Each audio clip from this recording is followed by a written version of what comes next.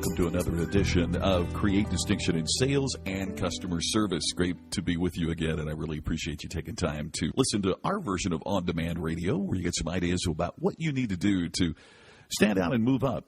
All of us, regardless of industry, it seems like, are dealing with very, very crowded, very competitive marketplaces. I've used the term hyper-competitive many times because it seems like that's what we're encountering. Whether it's your industry or mine, there's more competition than there's ever been before.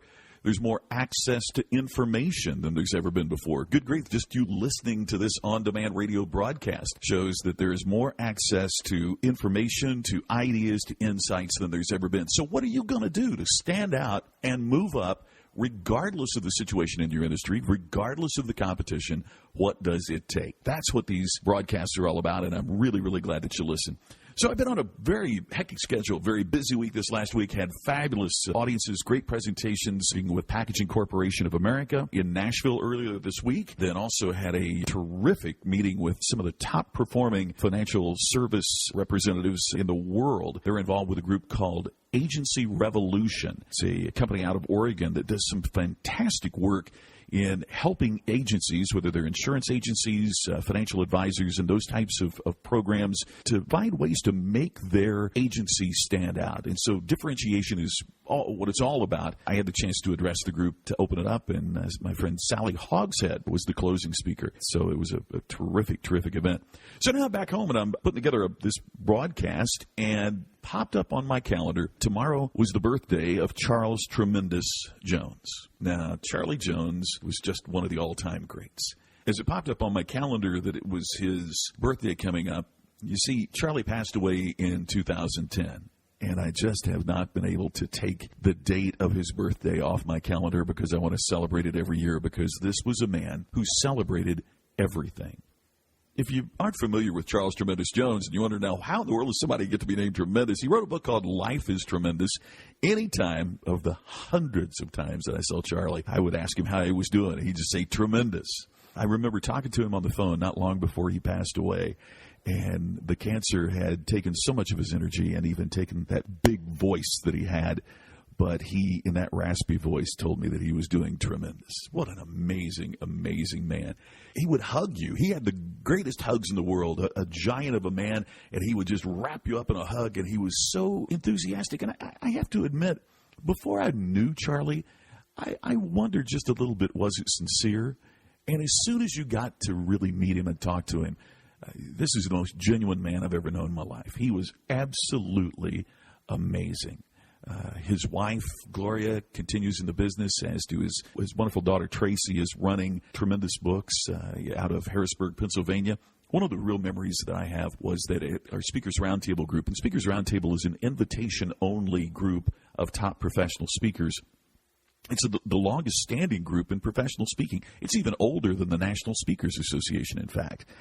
Charlie is a longtime member of the group, and we decided to have a meeting in Harrisburg, Pennsylvania, because as Charlie was dealing with cancer, many of us were concerned that he would not be able to attend another meeting. Well, he hosted us in his home and entertained us throughout the entire session at the Hershey Park Lodge. He ran us all on the ground with his energy. It was just absolutely amazing to me that 2 years later, Charlie conducted a service when my wife passed away from cancer. He was just such a special person, such an awesome guy. And I just can't let his birthday go by without sharing with you and joining with you and listening to a little bit of the wit and wisdom and brilliance of Charles Tremendous Jones. I thought wanting to quit was a labor pain disease. Having to quit. Nonsense! If you're on the growth spiritually, materially, or any way, if you're on the growth, there's got to be growing pains, and the most natural thing in the world is to want to quit. But you better be learning, just because you want to quit, you don't have to quit. And one day I saw they're separate. Well, I saw just because you want to quit, you don't have to quit. And that day I decided I'll never quit. And since that day I decided I'll never quit, I've been able to enjoy wanting to quit, because I know I'm not going to quit. Woo! Oh. Am I ever glad that's over? And that goes true in anything. My friend, don't ever worry about looking for a better job. Don't ever look for anything better. You do better what you're doing and it'll find you. There's a little book written and called That Something, One of the greatest little books ever written, 80 years ago. And the point is, you never can be successful trying to be one. Do little things every day that nobody seems to want to do, and be patient. Success finds you. That's a law of life. And that's why, my friends, I come to my favorite subject, always the books. The miracle of books. And you know how to get people to read a book? Oh, I'll tell you how to get people to read a book. Kiss it. They think it's a sex book. What page is that? You have to read the whole book. You know, Tremendous used that word not only to describe how he was feeling that day, but also to describe how he felt about your or people that he knew or cared about, to describe their accomplishments. He dealt with a lot of pain and challenge in his life. We all do. He had letters from presidents and plaques of accomplishment, and a flood in Harrisburg, Pennsylvania, his hometown, wiped it all out. But, you know, he talked about that it wasn't about the possessions. It was about the relationships. It was about the people. Charlie is famous for saying, the only two things that will change your life are the people you meet and the books that you read. As you can tell from what he just said, he certainly had a love affair with books. One of the things Charlie always said was, I'm learning. He would never say that he learned something. He always said that he was learning something. Charles Tremendous Jones is literally the greatest student I've ever known in all my years. And so I challenge you.